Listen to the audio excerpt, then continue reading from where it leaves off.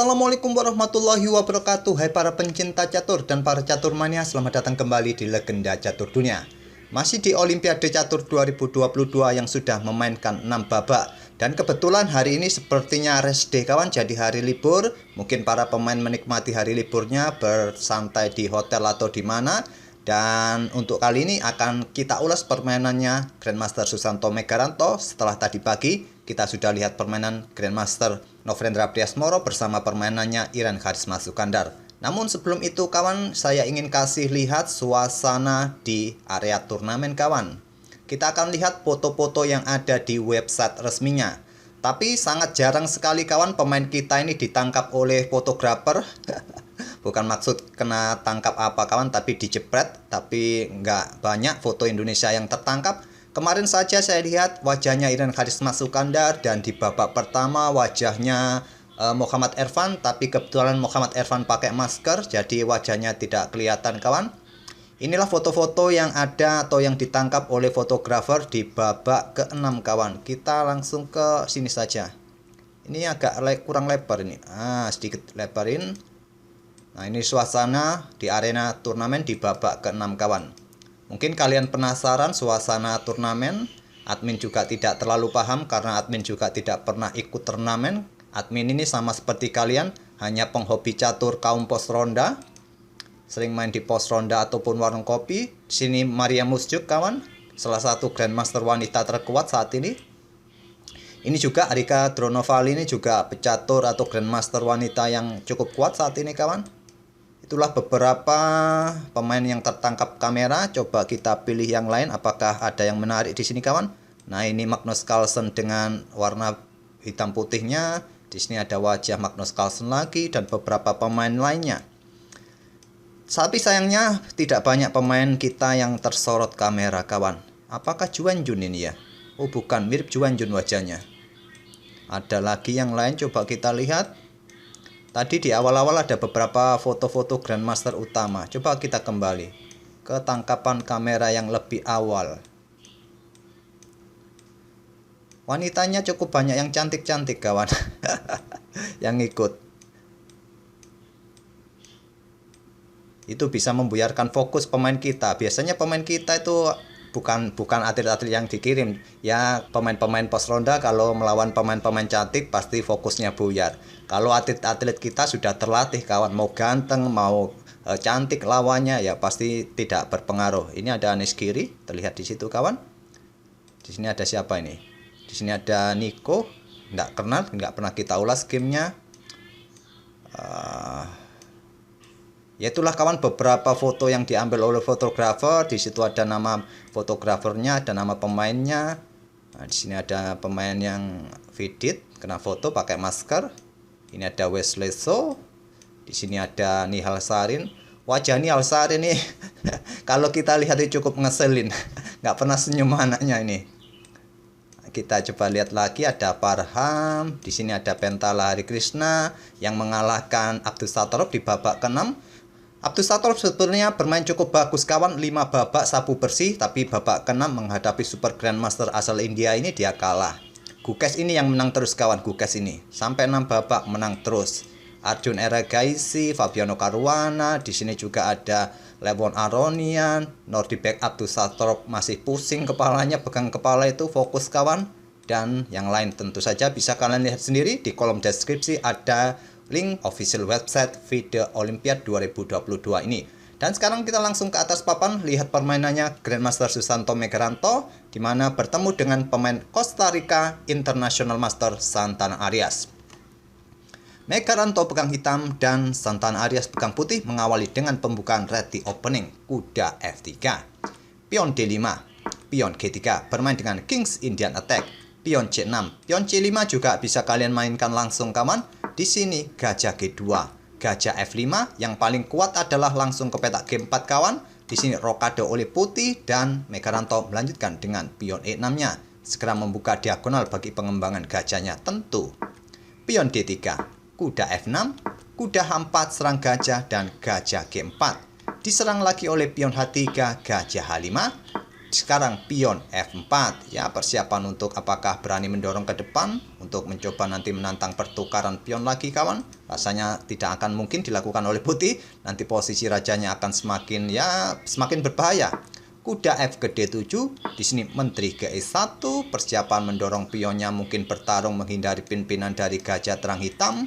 Gajah E7 serang kuda, kuda mundur ke F3, langsung disikat oleh Megaranto, gajah sikat kuda F3.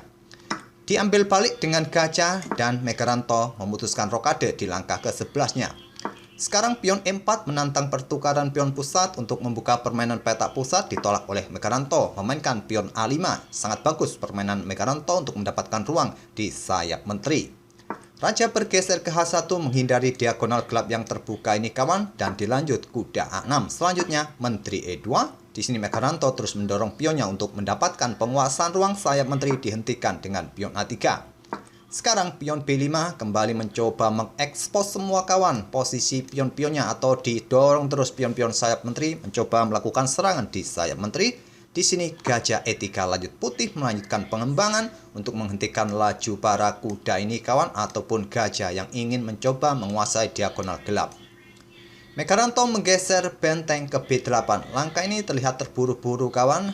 Mungkin dia untuk menghindari diagonal ini yang bisa saja dibuka oleh putih ke depannya agar tidak terkena serangan X-ray dari gajah terang putih, ataupun menggeser benteng ini persiapan untuk bertarung dengan pion B nanti, atau mendorong pion B-nya ke petak B4 nanti. Tapi Stockfish lebih menyarankan dengan langkah menteri ini ke petak A5 kawan, memberikan tekanan bala bantuan serangan di sayap menteri. Benteng B8 dipilih oleh Megaranto dan putih melanjutkan dengan langkah pengembangan kuda C3. Megaranto melanjutkan langkah kuda manuver ke C7. Menteri putih F2 mencoba memperkuat diagonal gelapnya kawan, pion F5 oleh Megaranto. Mulai membalikkan posisi kawan, mencoba membuka permainan lewat sayap raja. Walaupun langkah ini kurang disukai oleh Stockfish kawan, Stockfish lebih menyarankan dengan pion H6. Pion F5 dimainkan oleh Megaranto, dan sekarang tantangan ini ditolak oleh putih, malah memainkan pion G4 kawan. Yang paling bagus adalah mendorong pion ini kawan, menjadikan permainan tertutup. Kalaupun di sini hitam mencoba bermain dengan pion C5, mencoba ancaman garbuan, di sini bisa dibalas dengan pion D4, menantang pertukaran. Kalaupun ditolak didorong lagi, barulah pion G4 ini bisa kalian mainkan. Tapi putih malah langsung memainkan pion G4-nya kawan, berharap diambil oleh Megaranto dengan pion F, maka nanti tentu saja masih bisa dipukul balik dengan gajah, ataupun dengan pion yang paling kuat adalah dengan gajah kawan. Tetap memposisikan ada pion di depan raja di lajur H. Tapi Megaranto memilih dengan langkah pion F pukul pion E4 dan dipukul balik dengan pion D. Sekarang pion D4, langkah yang bagus dari Megaranto kawan, membuat langkah pengorbanan pion dan langsung diterima. Kembali membuat langkah pengorbanan pion kawan, kembali diterima. Selanjutnya di sini Megaranto melangkah kuda ke peta E6. Langkah-langkah pengorbanan pion dari Megaranto tadi sangat bagus kawan, tapi di sini melihat gajahnya terancam, dia tidak ingin kehilangan gajah, melangkah dengan gajah ditarik mundur ke E3. Ada jalur yang lebih baik lagi, yaitu memperkuat gajahnya dengan benteng di sini kawan. Kalaupun di sini terjadi pertukaran perwira, ya masih bisa kalian pukul balik dengan menteri dan pion kalian masih aman, putih masih tetap bagus posisinya. Di sini kemungkinan hitam akan melanjutkan dengan langkah menteri ini bergeser ke peta E8, ke peta E7, itulah beberapa pilihan dari Stockfish. Oke, kita lanjut ke langkah aslinya. Di sini gajah tadi bergerak mundur ke E3 dan Megaranto ambil pion E5, ditinggal gajahnya tadi kawan, dibalas dengan langkah benteng A bergeser ke D1 sekarang. Menteri hitam C7 dan menteri putih E2. Di sini terlihat kuda ini bisa saja untuk ambil gajah, tapi masih ada dukungan benteng kawan, jadi cukup bagus. Menteri tadi jelas untuk menghindari pimpinan satu lajur dengan benteng hitam. Di sini Megaranto melangkah langkah yang cukup bagus juga kawan, langkah yang presisi kuda C4, memberikan ancaman bagi gajah ataupun pion di sini.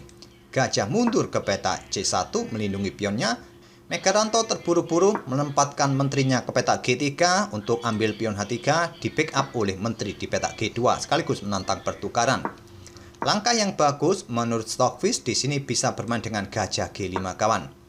Ya, di sini Stockfish menyarankan ada yang memainkan pion E5 ataupun langsung melakukan pertukaran masih bisa dipukul balik oleh kuda, ancam pion ini, dan kuda satunya ancam pion ini. Itulah yang akan didapat oleh hitam dengan langkah pertukaran gajah terlebih dahulu tadi di petak G5. Megaranto langsung memilih menteri ke petak G3, menteri putih G2, dan menteri hitam H4. Menolak pertukaran menteri, nanti kemungkinan akan disusul oleh kudanya, nanti bergerak ke sini kawan. Terlebih dahulu pion E5 dikorbankan oleh putih kawan. Ini ya korban pertukaran, artinya gajah pun siap ambil pion yang ada di petak C6 ini. Dibiarkan saja oleh Megaranto memilih menantang pertukaran gajah gelap. Di sini gajah bergerak ke petak E2, menolak untuk langsung ambil pion ini. Di sini ada beberapa pilihan kawan bagi putih. Coba kita otak-atik, ada beberapa pilihan nanti yang akan saya sebutkan. Gajah ambil pion C6, maka hitam akan melanjutkan pertukaran di sini terlebih dahulu. Setelah diambil balik oleh benteng, maka benteng pukul benteng skak. Diambil balik oleh benteng putih, maka kuda melakukan ancaman garbuan semacam ini. Kalau di sini tadi yang ambil adalah menteri putih kawan, maka benteng ini yang akan digeser ke lajur F kawan gantian. Memberikan kesempatan tempo bagi para perwira akan lebih aktif lagi. Oke, kita lihat satu variasi lagi kawan.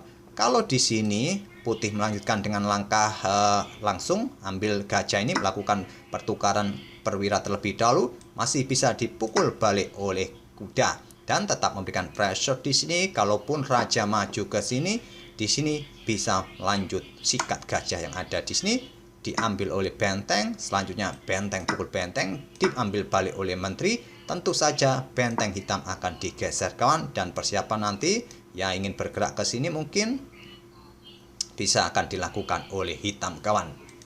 Oke, kembali lagi ke langkah aslinya. Oleh karena itulah di sini gajah bergerak ke petak E2. Tidak mau ambil pion, lebih memilih eliminasi kuda yang cukup mengganggu.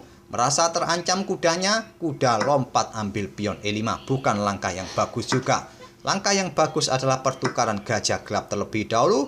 Yang pasti kemungkinan adalah gajah terang sikat kuda C4 terlebih dahulu kawan. Ya, bisa kalian pukul balik dengan pion. Di sini barulah benteng ambil gajah oleh putih. Kalian bisa melanjutkan kuda F4.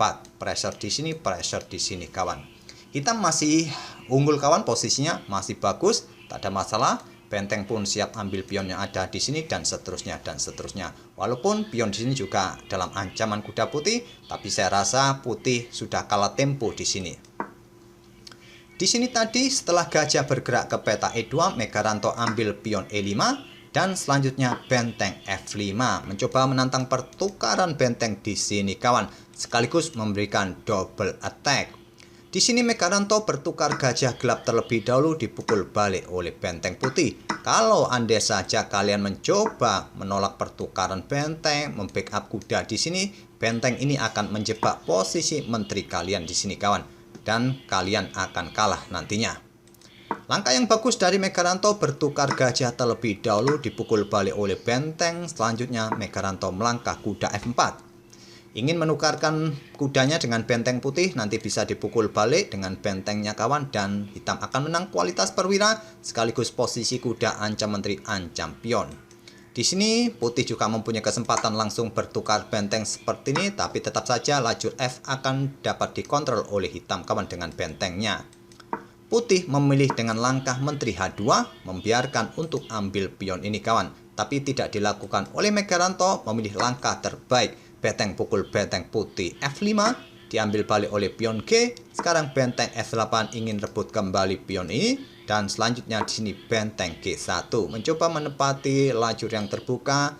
Apakah menteri nanti mencoba menantang pertukaran menteri? Dibiarkan saja oleh Megaranto, tetap ambil pion F5.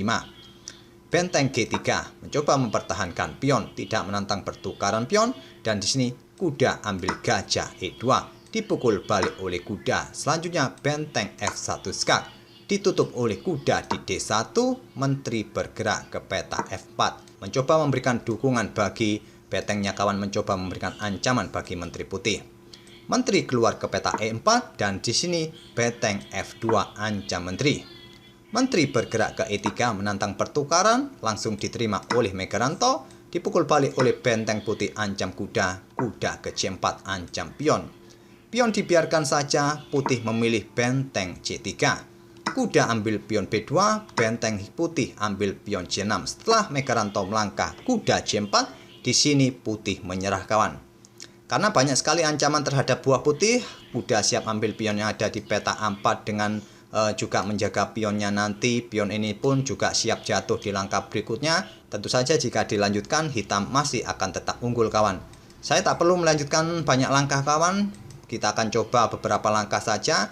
Kalau kalian melakukan skak di sini ya masih bisa ditutup dengan benteng F8, atau kalian jika khawatir ingin bergerak segera maju ya bisa dengan raja ke sini. Kalaupun diburu terus ya kalian bergeser saja ke peta F6. Sudah, kalaupun dikejar lagi di sini, kalian juga bisa bergerak ke peta E7 dan seterusnya kawan. Menghindar saja tak ada masalah. Kalian punya banyak waktu untuk ambil pion ini nanti atau pion ini nanti. Apalagi kuda ini sudah tidak mempunyai ruang untuk bergerak kawan. Ya, kalau ingin bergerak, pion ini ya segera didorong maju untuk bergerak ke sini. Kalau bergerak ke sini sudah ada benteng yang menjaga. Oke, itulah kawan, kalian pasti sudah paham, tak perlu kita lanjutkan lagi game ini. Sudah pasti hitam ini sudah sangat unggul. Tapi bagi kaum pos ronda, posisi semacam ini masih cukup menarik untuk dilanjutkan pantang menyerah sebelum pion-pion menjadi menteri atau raja kena skakmat. Oke, itulah kawan permainan Grandmaster Susanto Megaranto di babak ke-6 meladeni International Master asal Costa Rica. Sekali lagi di babak ke-6, semua partai sapu bersih oleh tim Indonesia ini kawan. Semua game dimenangkan oleh pemain Indonesia. Kita berharap di sisa babak berikutnya yang tersisa 5 babak lagi, pemain-pemain kita tetap fokus kawan untuk mendapatkan hasil terbaik. Kita akan bertemu di video-video berikutnya. Terima kasih. Wassalamualaikum warahmatullahi wabarakatuh.